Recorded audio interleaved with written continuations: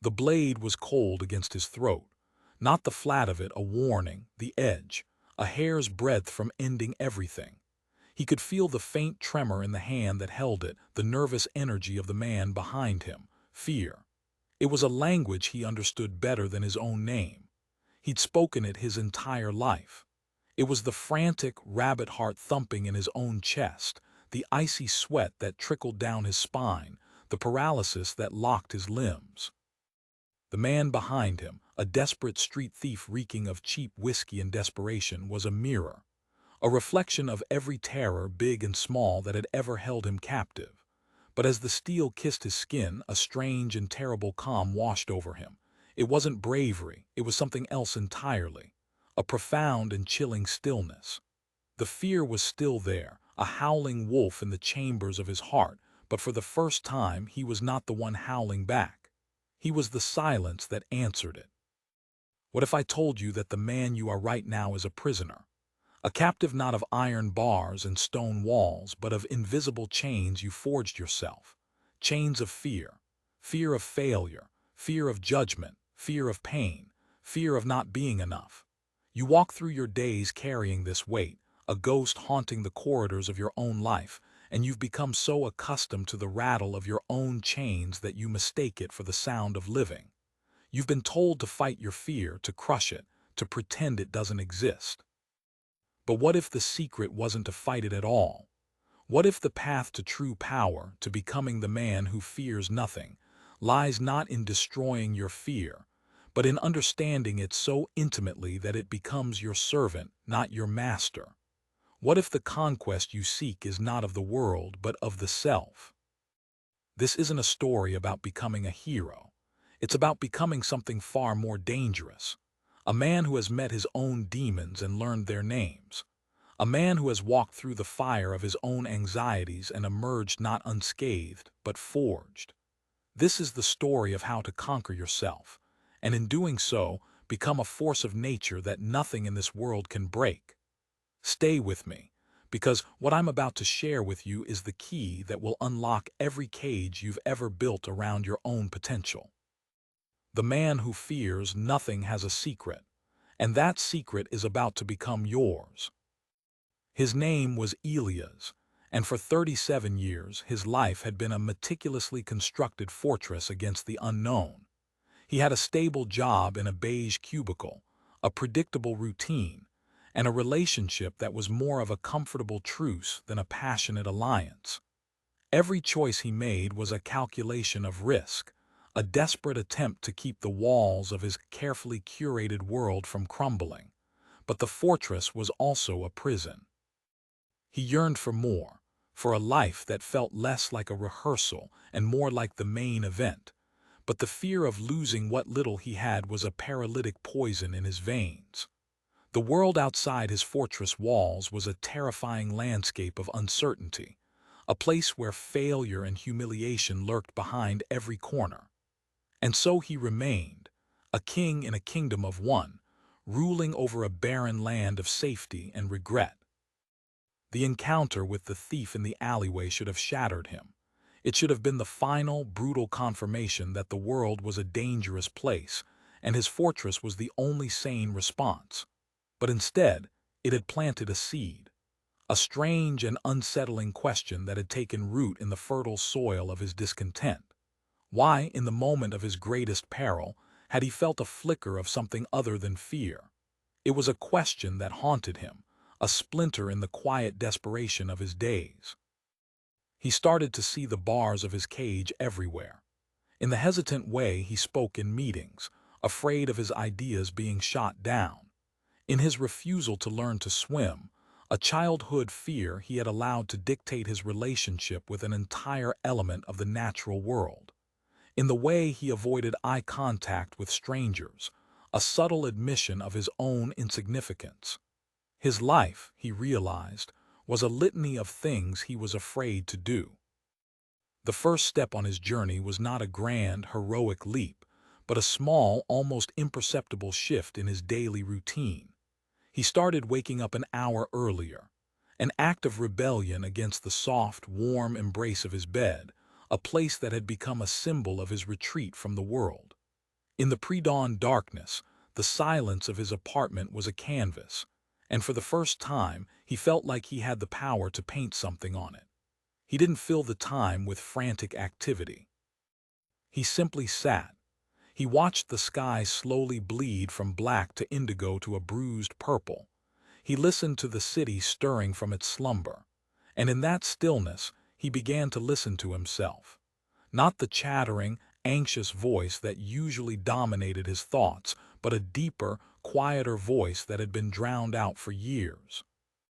This was his introduction to the first principle of self-conquest, the deliberate embrace of discomfort. Our modern world is a temple to comfort.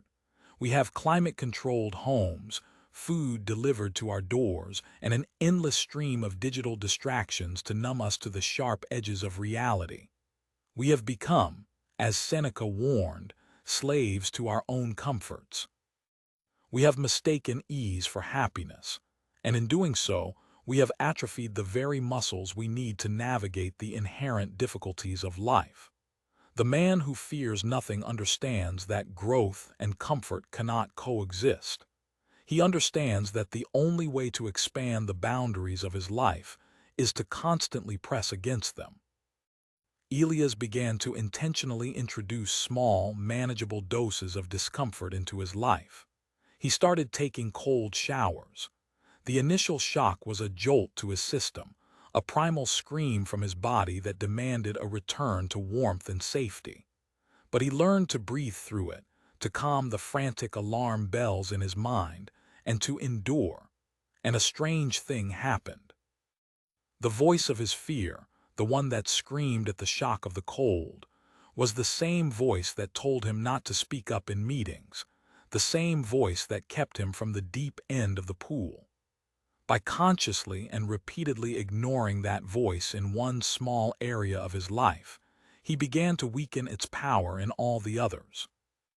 He started small, but the principle remained the same. He would take a different route to work, forcing his brain to navigate new streets and break free from the autopilot of his routine. He would strike up a conversation with the barista at his coffee shop, a simple act of human connection that his social anxiety had always told him to avoid. Each of these was a small victory, a single rep in the gym of his own resilience. He was teaching himself on a neurological level that he could survive the unknown. He could endure discomfort. He could step outside the fortress and not be immediately devoured. Do you see the cages you've built for yourself? The comfortable routines, the predictable patterns, the safe choices. These are not the walls of a sanctuary. They are the bars of a prison you have decorated to look like a home. What is one small, uncomfortable thing you can do today? Not tomorrow. Not next week. Today. Can you take a cold shower? Can you speak to a stranger? Can you read a chapter of a book that challenges your worldview? The path to conquering yourself begins with these small acts of rebellion against your own comfort-seeking instincts. It begins with the decision to voluntarily step into the storm, even if it's just a drizzle at first. Because it is in the friction of discomfort that the calluses of your character are formed. It is in the voluntary embrace of what is difficult that you forge the inner strength that will make you unshakable. As Elias continued his daily practice of embracing discomfort, he began to notice a subtle shift in his perception. The world seemed less like a minefield of potential threats and more like a landscape of opportunities for growth. He was slowly, painstakingly, recalibrating his relationship with fear. He came to understand the second great principle of self-conquest.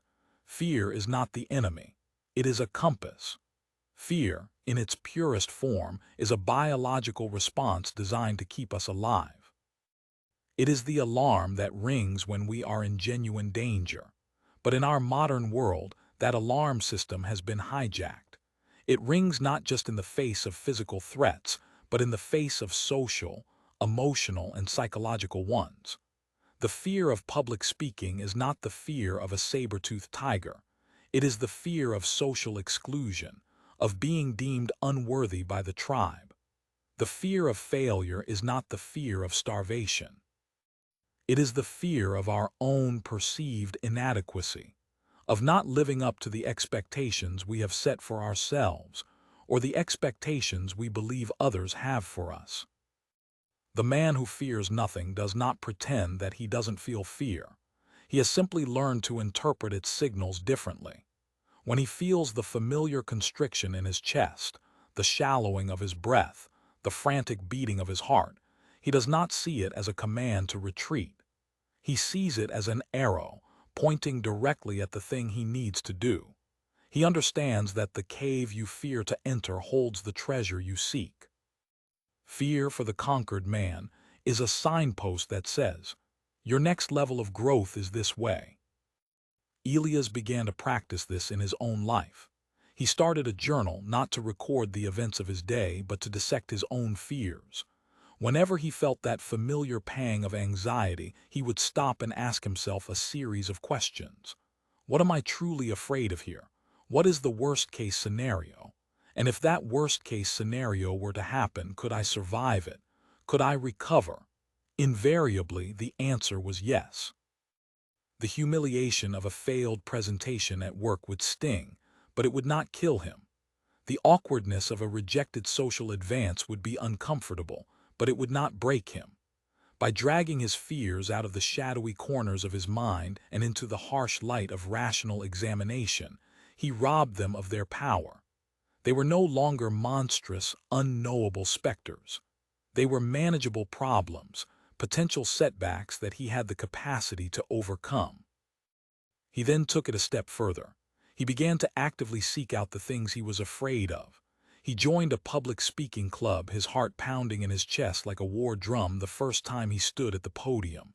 His voice trembled, his palms sweat, but he got through it. And the world didn't end. The audience didn't laugh him out of the room. They clapped. They offered constructive feedback.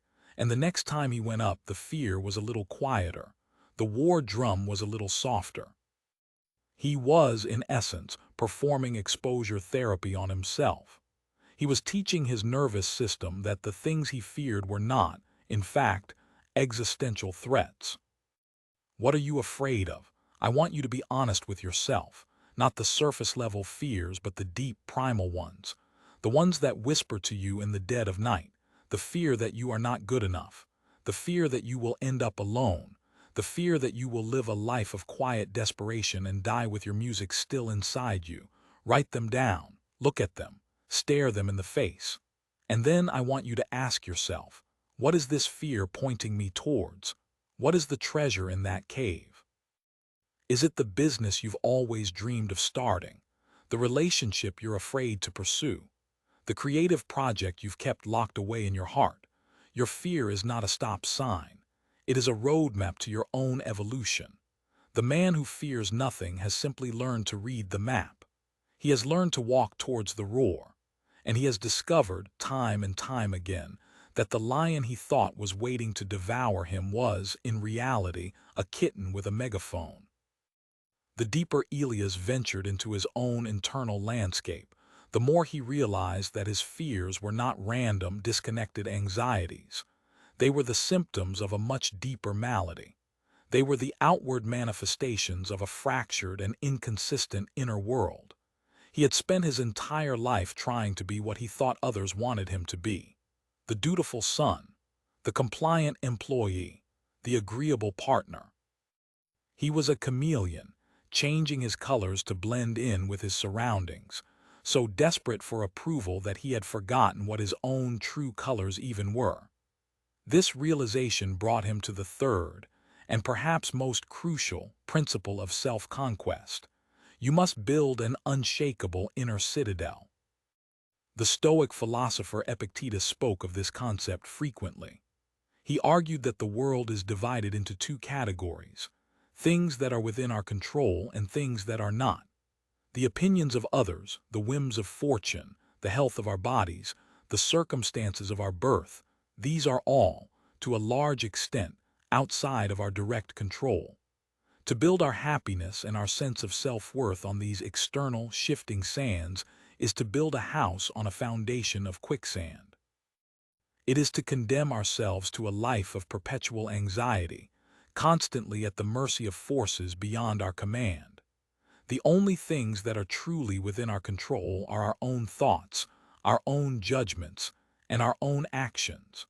Our inner world. The inner citadel is a fortress we build within ourselves, a sanctuary of reason and virtue that is impervious to the storms of the external world. The man who has built such a citadel does not fear the judgment of others, because his self-worth comes from within. He does not fear the sting of failure, because he judges himself not by the outcome of his actions, but by the integrity with which he acted. He does not fear the uncertainties of the future, because he knows that he has the inner resources to handle whatever life throws at him. For Elias, building his inner citadel meant defining his own values for the first time in his life. He had spent so long borrowing the values of others that he had no idea what he himself truly stood for. He sat down with his journal and began to write. What did he believe in? What were his non-negotiables? What kind of man did he want to be, irrespective of what anyone else thought? He wrote words like courage, integrity, discipline, and compassion. At first, they felt like foreign words, costumes he was trying on.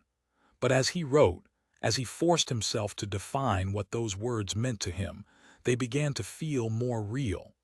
They began to feel like the blueprints for the man he was meant to become. He then began to practice living in alignment with those values, even in the smallest of ways. If integrity was one of his core values, he could no longer cut corners at work, even if no one was watching. He could no longer tell small white lies to avoid a difficult conversation. If courage was a value, he had to speak up in meetings when he had something to say, even if his voice shook. He had to finally sign up for those swimming lessons he had been putting off for decades. Each action, no matter how small, was a brick in the wall of his inner citadel. He was no longer a chameleon, desperately trying to please an ever-shifting audience. He was becoming an architect, building his own character from the ground up, based on his own blueprints. And a remarkable thing began to happen. The less he cared about the approval of others, the more he seemed to get it. His colleagues at work, who had previously seen him as a timid and unremarkable presence, began to listen when he spoke. There was a new weight to his words, a new conviction in his voice. He was no longer speaking to be liked. He was speaking to express what he believed to be true. His partner, who had grown accustomed to his passive agreeableness, found herself intrigued by this new, more defined version of him. Their conversations became deeper, more honest. The comfortable truce was slowly being replaced by a genuine connection. By building his own internal source of validation, he had ironically become more magnetic to the world around him. Who are you when no one is watching? What are the values that you would be willing to defend, even if it cost you everything? If you cannot answer these questions, then you are a ship without a rudder, at the mercy of every passing current. Your inner citadel is not built overnight. It is built brick by brick, with every conscious choice you make to act in alignment with your own principles. It is built in the moments when you choose the difficult right over the easy wrong. It is built when you choose to speak your truth, even when your voice shakes. It is built when you refuse to compromise your integrity for the sake of convenience or approval. The man who fears nothing has built such a fortress within himself. He knows who he is, and he knows what he stands for. And because of that, the chaotic winds of the world can howl and rage, but they cannot touch the core of his being.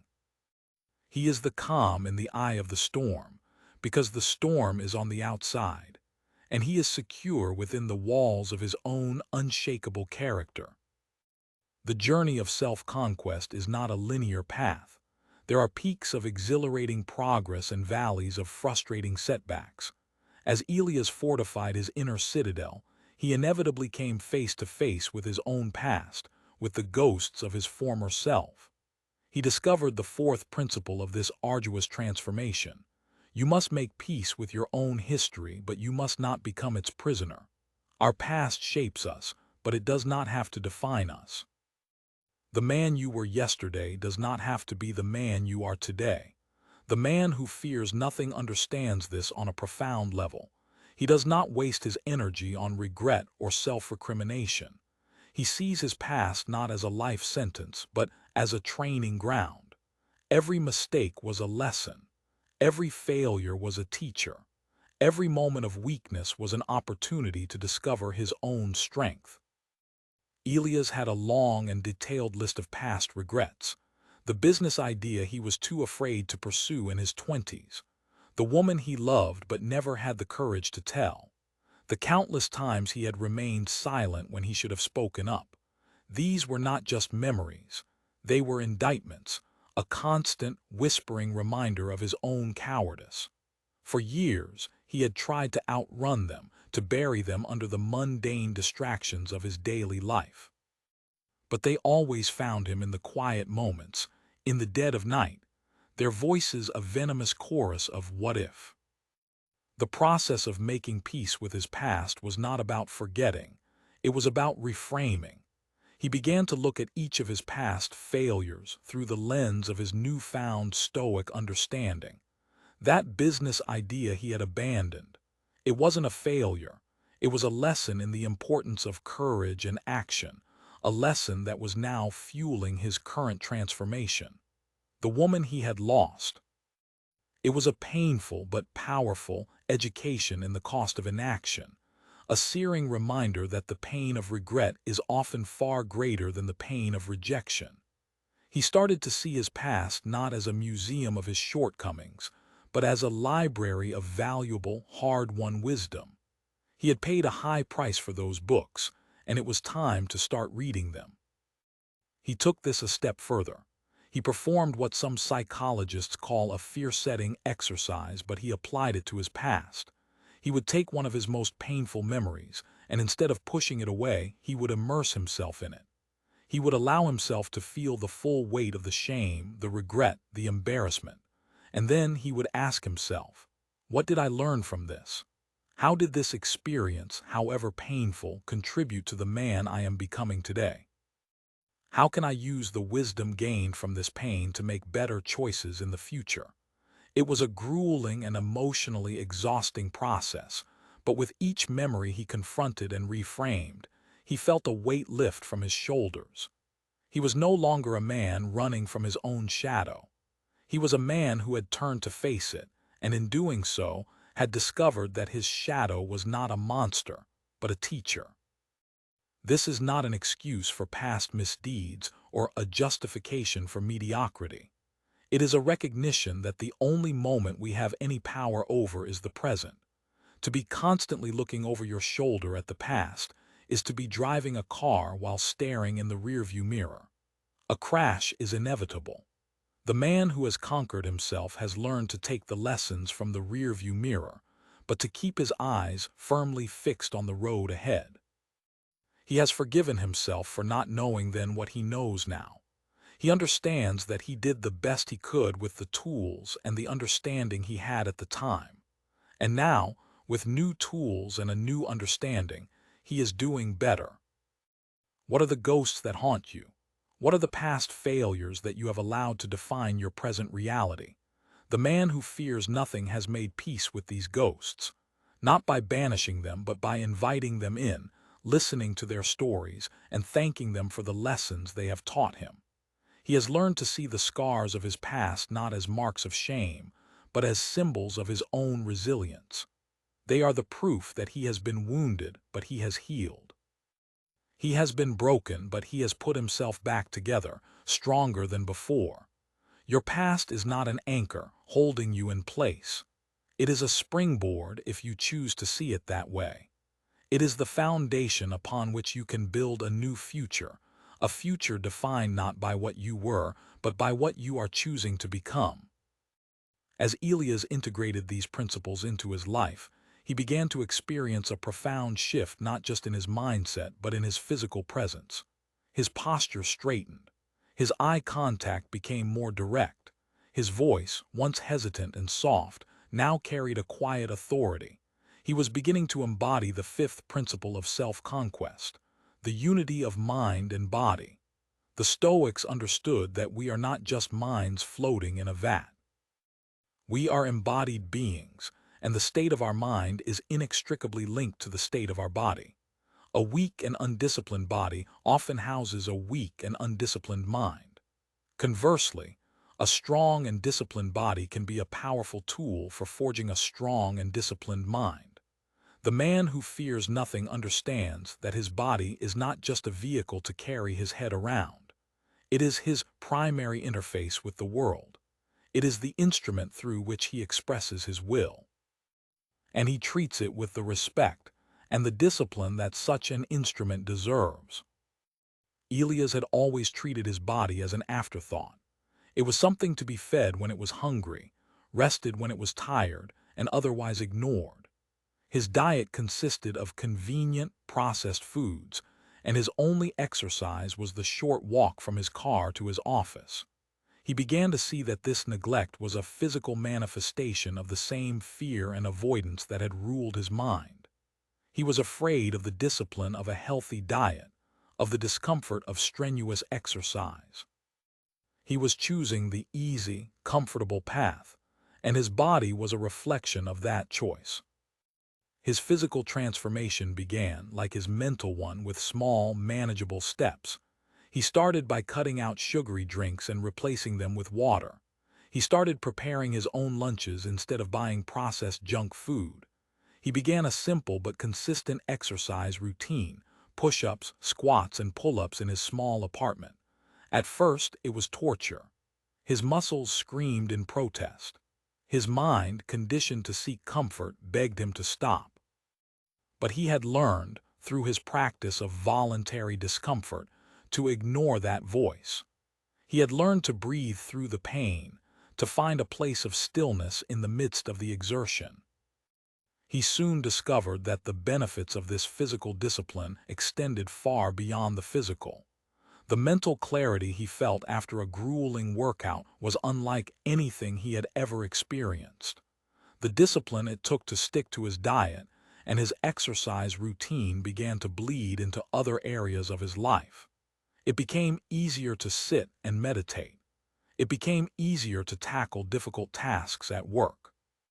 He was learning, in a very tangible and visceral way, that he was capable of doing hard things. He was proving to himself, every single day, that he was not a slave to his impulses. He was the master of his own physical form. The mind and body are a feedback loop. When you stand up straight with your shoulders back and your head held high, you are not just changing your posture. You are sending a signal to your brain that you are confident, that you are capable, that you are ready to face the world. When you fuel your body with clean, healthy food, you are not just nourishing your cells. You are giving your brain the raw materials it needs to function at its peak. When you push your body to its physical limits, you are not just building muscle. You are forging a will of iron. You are teaching yourself that you are stronger than you think you are.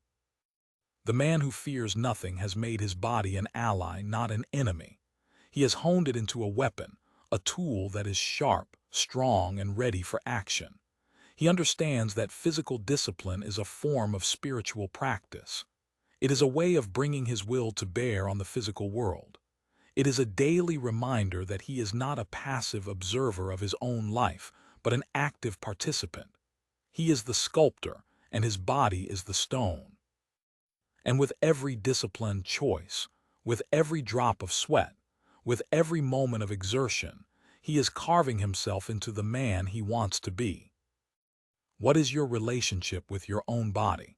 Is it a source of strength and vitality, or a source of weakness and shame? Do you treat it with the respect it deserves, or do you neglect it in favor of fleeting comforts and easy pleasures? The conquest of the self is not a purely intellectual exercise. It is a full-body experience.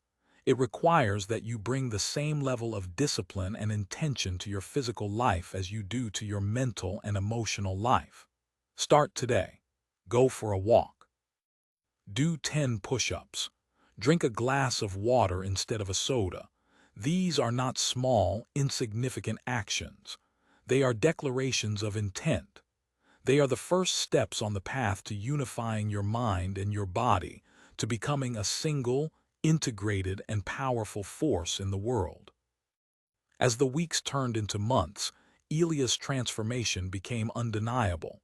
He was no longer the timid, anxious man who had walked into that alleyway. He had, through a relentless process of self-examination and self-discipline, forged a new identity. But this newfound strength brought with it a new set of challenges. He began to realize that the world around him had not changed. People were still petty, circumstances were still unpredictable, and life was still, at its core, a chaotic and often unfair affair. This led him to the sixth and final principle of his journey, the capstone of his new philosophy: amor fati, the love of one's fate.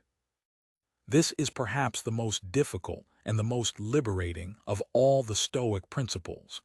It is the idea that we should not just tolerate the events of our lives, but embrace them. We should not just accept what happens to us, but love it. This does not mean that we should be passive or fatalistic. It does not mean that we should not strive to improve our circumstances. What it means is that we should accept the reality of the present moment, whatever it may be, as if we had chosen it ourselves.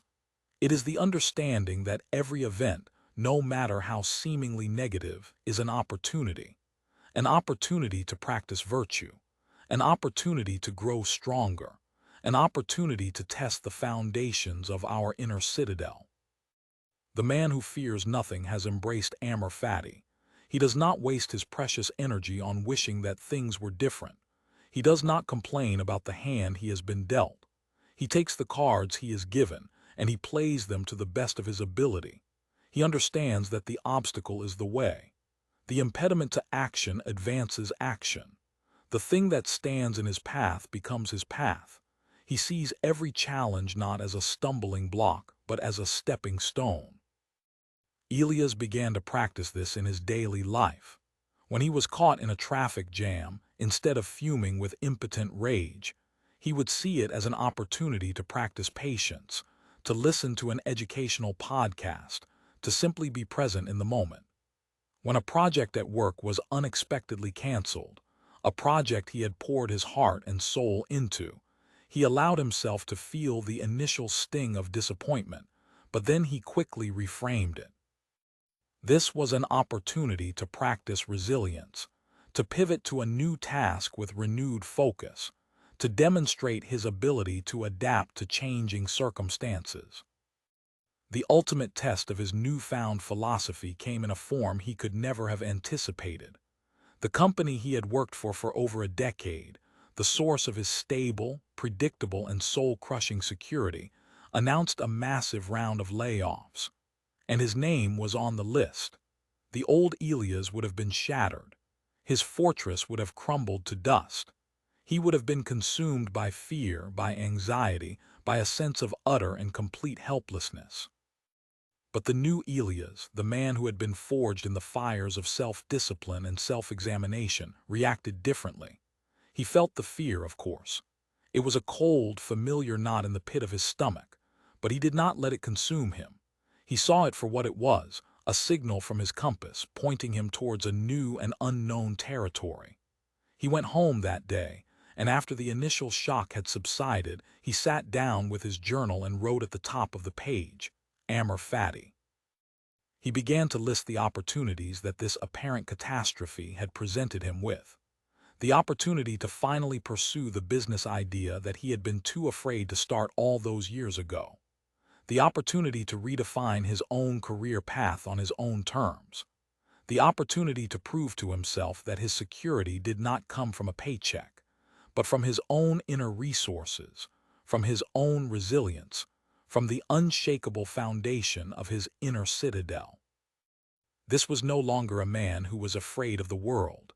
This was a man who saw the world as his gymnasium, his training ground, his sparring partner. He had conquered himself, and in doing so, he had become unconquerable. He had learned that the only true prison is the one we build in our own minds. The only true chains are the ones we forge with our own fears, and the only true freedom is the one that comes from mastering ourselves. The man who fears nothing has not eliminated fear from his life. He has simply changed his relationship with it.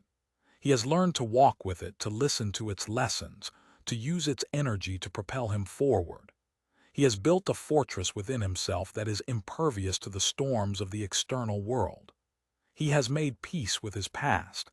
He has forged a union between his mind and his body, and he has learned to love his fate, whatever it may be.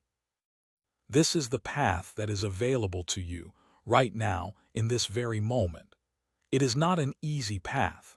It is a path of discipline, of discomfort, of relentless self-examination. But it is the only path that leads to true freedom.